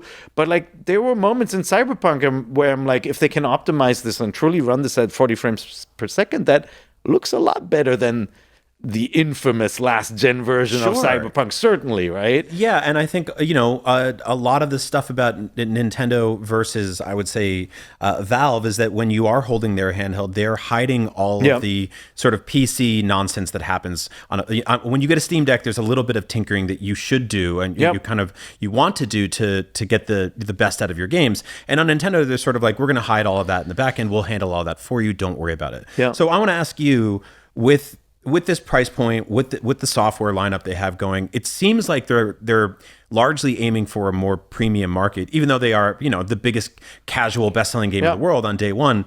We talked a lot in our trip down memory lane about console launches and Nintendo's audiences in general being, people like us, hardcore gamers, but also just casual fans and kids and stuff like that. Do you think that they can, not necessarily hit Switch 1 numbers again, but is this going to be a hit in the same sort of field when you've got such high price points for things? I mean, Brian, my pre-order experience says yes. It's going to be a hit because that was painful. How many times did you refresh the website? God, like Walmart says, "Are you a human or a robot?" Right? Like, and it wasn't just a refreshing. Like the sites were breaking on their own too, just keeping you in line there. I was able to get one in Best Buy, and like honestly, I ordered accessories on Walmart, and everything's completely screwed up. Like something happened with the cart, and like I can't even get to my order. It'll just like ask me constantly if I'm a robot. So Nintendo successfully broke a lot of retail sites that are used to big things and big traffic. I was trying to Apple Pay on my phone while looking up and refreshing my monitor, and none of them were working. I know. And then credit cards like got hit hard and didn't authenticate and rejected because they thought, what's all this fraud going on in the world, right? Like, no, it was, and that can happen. Obviously, it doesn't mean that the console is a hit. It means that a lot of people were hitting all these servers at the same time, but that should still be an indicator that this is not tepid. This is not Wii U, right? Like when the Wii U launched, you walked into Best Buy and picked it up, and that is not happening here. No. And it's not, and they seem to have a larger volume of units available than during the infamous launches like the Wii, where they just didn't have enough to go around. And so I think it's going to be a hit. I think it'll do better than the 3DS, which was the sort of famous Nintendo priced it to high launch. Yeah. Will it reach Switch 1 levels? Well, first of all, I think Switch still can reach PS2 levels. I think so too. It's about to, as of right now, to overtake the Nintendo DS. And I think that is the key here. Is that, believe it or not, there are lots of people who don't have a Switch 1. I'm not, I won't say I'm shocked. I'm surprised to see all these people who are like, I skipped Switch 1, so I can't wait to play Breath of the Wild and Tears of the Kingdom. And I'm just like, oh, I am so envious of you that to come into this world for the first time and get all these games. And I think when the tariff shenanigans are over and things stabilize a little bit, I think the Switch will be the value-priced machine that is going to make the Switch 2 look really good by comparison, right? Where somebody says, should I buy the last-gen version? They have that option, and obviously has a killer lineup of games, some of which are coming back on Switch 2. Or they go, you know what, like, okay, I understand this is a premium, but I paid $1,000 for my freaking phone. I think I can handle it. And pay it off. And so I think this is unfortunately the new normal, is that these machines will cost that much, right? There's more in them than just graphic chips. They all have to now have pretty gnarly Wi-Fi radios and all of that, right? Storage that you have to pay extra for to upgrade as well, and get nickeled and dimed on. So I think it'll be a success. I think it's going to do really well. Is the launch lineup the most amazing ever? No, it'll have the system's biggest seller on it. But it isn't the sort of like the thing that gets people to maybe stand in line extra long, which is your Smash Brothers or Tears of the Kingdom 2, whatever it may be. Joy of the Underworld or You know what? Haunted Hyrule. I don't know what it is. The Underworld needed some joy in it last time around. Haunted Hyrule is a good That was pitch. a depressing Underworld, yeah. Yeah, it was really bleak down there. I liked it, though. It was, it was back dark and dank. to your question about the price points, though. So the odd stuff is the price points for Tears of the Kingdom running at 60 frames per second with a little bit of extra stuff. Breath of the Wild running at 60. Kirby upgraded with some extra levels. Those price points feel very, very high and kind of rude. It does feel rude. But but I also think this is used to upsell you on a Nintendo subscription because you're going to get the upgrade for free if you own the original game. For some of the games, which is cool. And then Hogwarts Legacy gives you an upgrade if you own the original. You get it for $10 more. So I think that's the right way to think about it. Like, there are few Switch owners who are upgrading to Switch 2 who don't have Tears of the Kingdom, Breath of the Wild. And so I think the real cost to most people is going to be either free because they're subscribing for online, because that's what you need for Mario Kart anyway to play with your friends, or they're paying the extra $10 to upgrade if they don't have that. Or 20. Yeah. Well, Peer, thank you so much. It's been awesome traveling down memory lane with you. And I'm excited to go into another console launch with you and do more Nintendo coverage here at IGN. It's part of the legacy of IGN in general. And it's as always, it's been an honor being your friend. It's been an honor working with you and getting to talk Nintendo with you all these years. I hope we get to do it forever. No, it's been a pleasure, man. Yeah, I can't wait to play some Switch too. Yeah, me too. I'm going to kick your ass in Mario Kart. Oh my God. What? Possible.